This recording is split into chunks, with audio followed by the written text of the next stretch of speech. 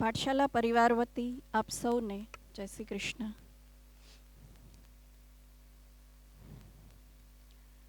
કાર્યક્રમ શરૂ કરીએ પહેલાં શરૂઆતમાં અમારે તમારો આભાર માનવો છે. એકચ્યુઅલી આમ જોઈએ તો કાર્યક્રમ પૂરો થાય ત્યારે આભાર માનવાનો હોય છે, પણ શરૂઆતમાં એટલા માટે કે જ્યારે પાઠશાલાની શરૂઆત થઈ ત્યારે અમારા મનમાં જે વિચાર હતો, એક ભાવ હતો કે એક એવી સંસ્કૃતિ બનાવવી છે. કેવી સંસ્કૃતિ? તો કે એવી સંસ્કૃતિ જ્યાં વ્યક્તિ નહીં પણ વાતાવરણ બાળકને ભણાવતું હોય. તો ખરેખર આવી સંસ્કૃતિ બનાવવામાં આપણે સફળ થયા છીએ કે કેમ, એ સૌથી પહેલાં ચકાસી લઈએ અને પછી તમારો આભાર પણ વ્યક્ત કરીએ. મેં જેમ વાત કરી એમ કે એવી સંસ્કૃતિ બનાવી છે કે જ્યાં વ્યક્તિ નહીં પરંતુ વાતાવરણ બાળકોને ભણાવતું હોય. આવું શું કામ છે? શું કામ એવી સંસ્કૃતિનું નિર્માણ કરવું એવું અમને સૂઝ્યું અથવા તો એવો વિચાર આવ્યો એવું એમ? ફક્ત એક નાનકડો બાળકો જે છે, બાળકોનો એક નાનકડી મર્યાદા હોય છે.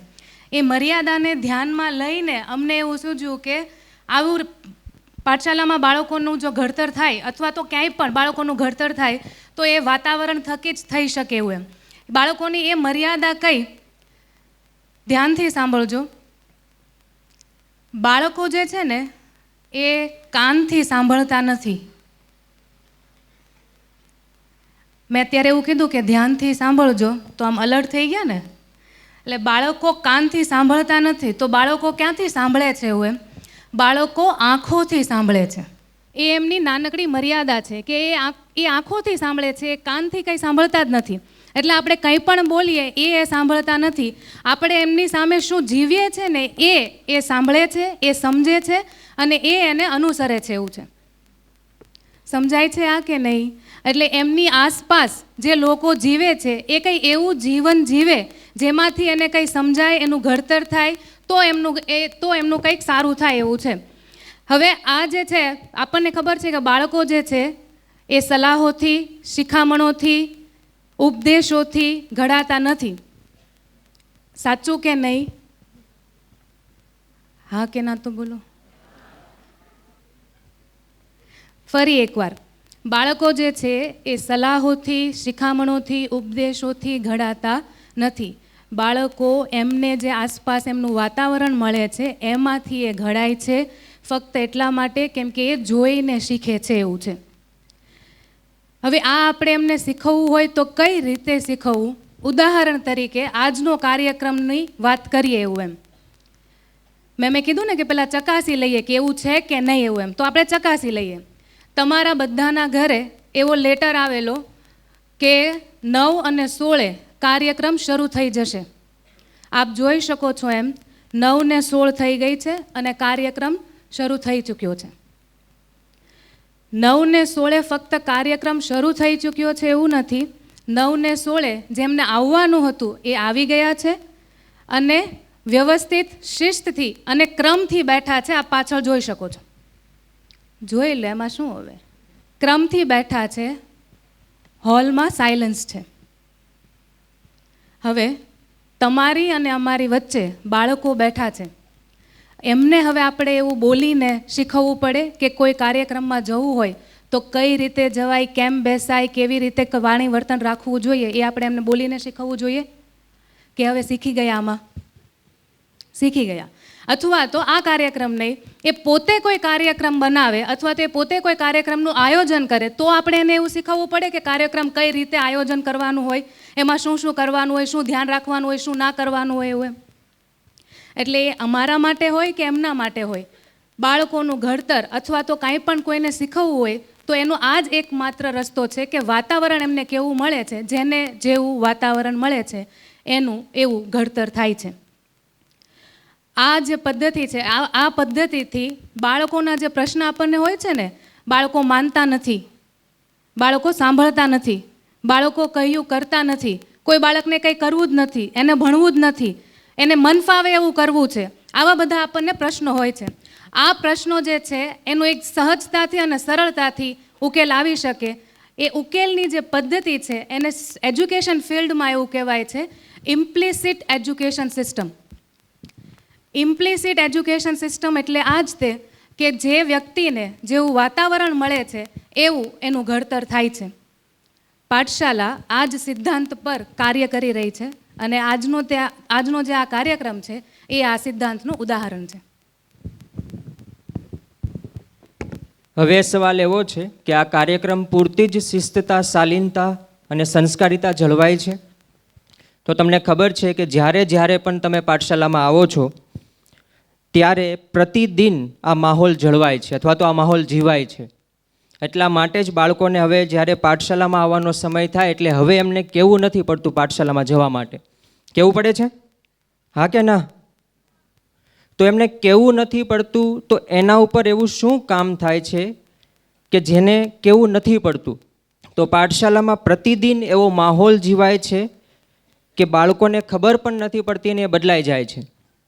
એટલા માટે જ્યારે તમે પાઠશાલામાં આવો છો ત્યારે, અથવા તો પાઠશાલાની નાની મોટી મિટિંગમાં આવો છો ત્યારે, અથવા તો બાળકો જ્યારે પાઠશાલામાં આવે છે ત્યારે, અથવા તો ટીચર્સ જ્યારે પાઠશાલામાં આવે છે ત્યારે, આ બધા જ લોકો સાથે મળીને કંઈક જુદા પ્રકારનું વર્તન કરે છે અને આ વર્તન જ બાળકનું શિક્ષણ બની જાય છે. વિચાર છે પાઠશાલાનો, આજે આગવી શૈલી છે પાઠશાલાની, એમાં અમે થોડા ઘણા અંશે પણ સફળ રહ્યા છીએ. તો એમાં જેટલી અમારી મહેનત છે એટલી મહેનત તમારી પણ છે. જેટલો પુરુષાર્થ અમે કર્યો છે એટલો જ પુરુષાર્થ તમે પણ કર્યો છે. હવે કેવી રીતે એમ? મતલબ કે એકાદો દાખલો લઈએ. મતલબ આપણે આ વિસ્તારની આપણે વાત કરીએ તો જે શહેરમાં આપણે રહીએ છીએ, જે વિસ્તારમાં રહીએ છીએ, જે પ્રદેશમાંથી આપણે આવીએ છીએ, એ પ્રદેશના લોકો વિશે થોડો કટાક્ષ છે કે પ્રદેશના લોકો અનિયમિત હોય, થોડીક અવ્યવસ્થા હોય, શૈલી બરાબર ન હોય, આવો બધો કટાક્ષ આપણને જોવા મળે છે. અને એની સામે એ જ વિસ્તારમાં એ જ લોકો એક મિટિંગમાં જાય છે અને ત્યાં જુદા પ્રકારનું વર્તન કરે છે. આ માટે આપનો સતત સહકાર રહ્યો છે, સતત સહભાગિતા રહી છે.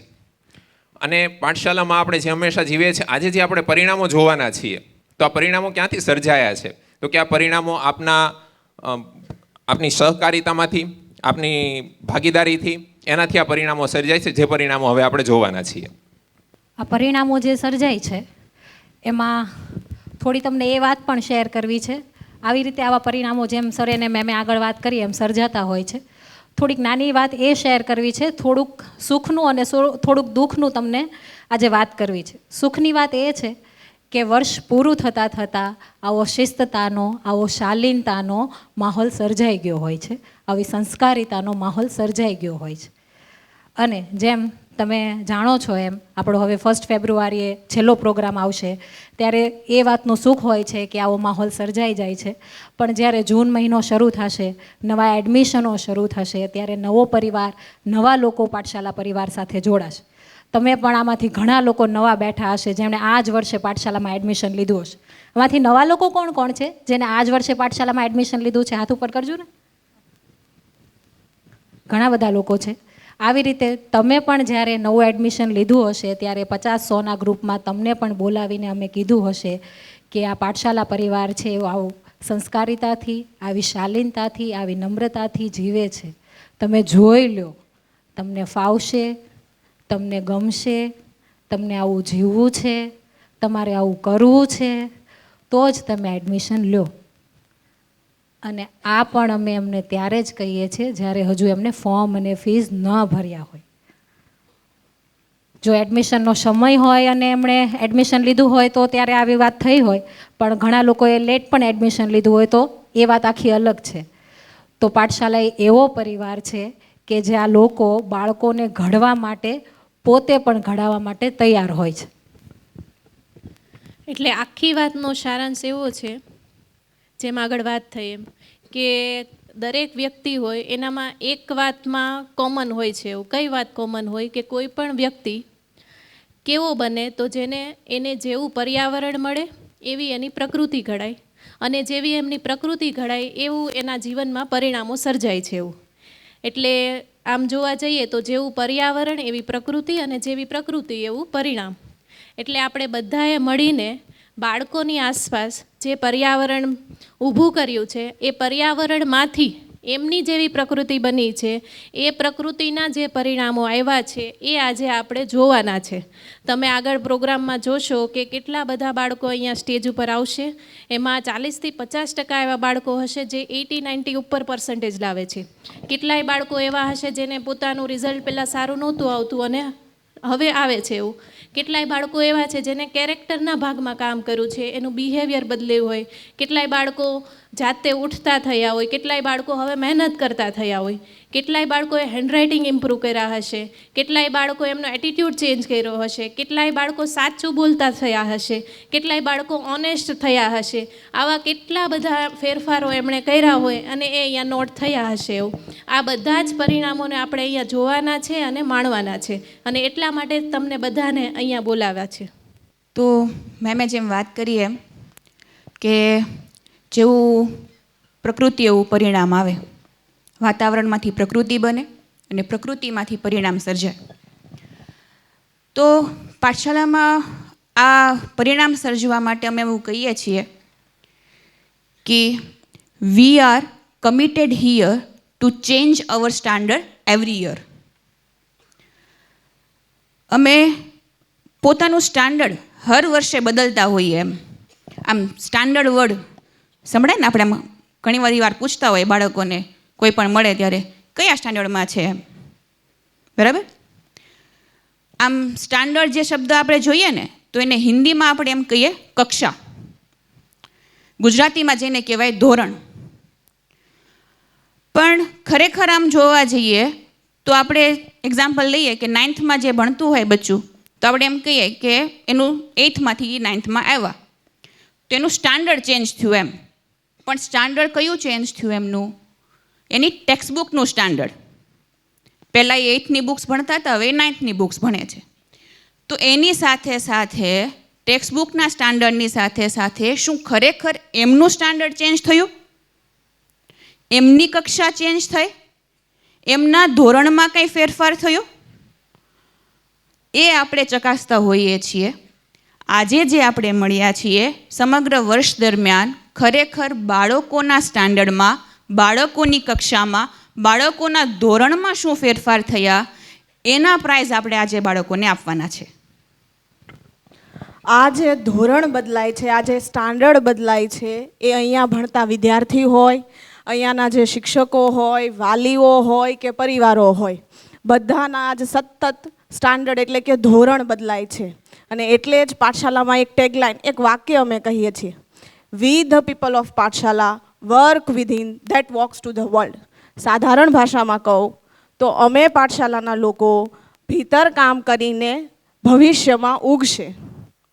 આ જે ભીતર કામ કરીને ભવિષ્યમાં ઉગશે ને, એ ભીતર કામ કરવાનું પર્યાવરણ એટલે પાઠશાલા.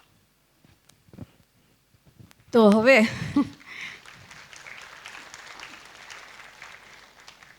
શરૂઆતમાં તમારો આભાર એટલે માનવો છે, છેલ્લે નહીં પણ શરૂઆતમાં, કે આવું પર્યાવરણ બનાવવામાં જે કાંઈ પણ મહેનત થઈ હોય, પુરુષાર્થ થયો હોય, જે કાંઈ પણ કિંમત ચૂકવવી પડે એ કિંમત ચૂકવીને તમે અમારી સાથે ઊભા રહ્યા છો અને બાળકોના ઘડતરમાં તમે અમને સાથ અને સહકાર આપ્યો છે. એટલા માટે આ કાર્યક્રમની શરૂઆતમાં આપ સૌનો ખૂબ ખૂબ આભાર.